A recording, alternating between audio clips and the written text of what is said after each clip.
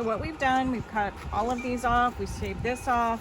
We now need to flatten the eyes on the inside here. I don't know if you can see, there's actually a ridge here that comes up. We want to flatten that so that when we put the screen in later as the eye cover, it'll be nice and flat against it. It won't be some funky angle.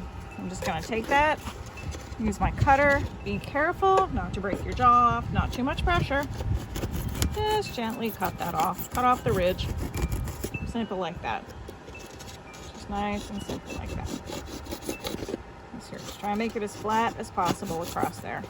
Right. Same thing on this side.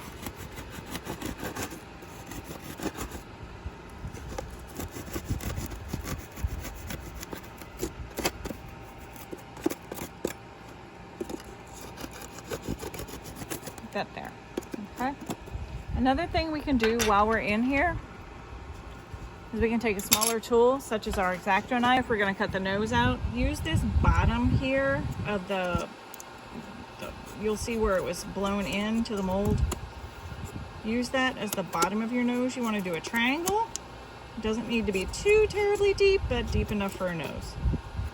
Cut your triangle. Change the angle a little bit. Want your nose piece a little bit above the eyes here. You'll have to fit it based upon the size of your nose. Just keep that in mind. Everybody has a different size nose, so you'll have to cut it based upon the size of your nose. I'm just taking this foam out here.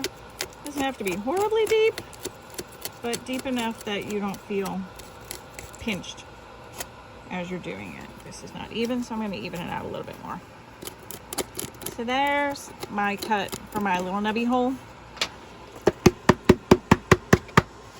I'm going to get my little nose in there.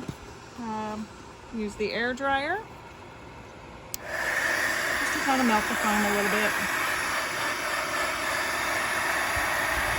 and press it into place. You can see it's melting in nicely. And then where I cut the eye holes earlier, I'm melting that now too.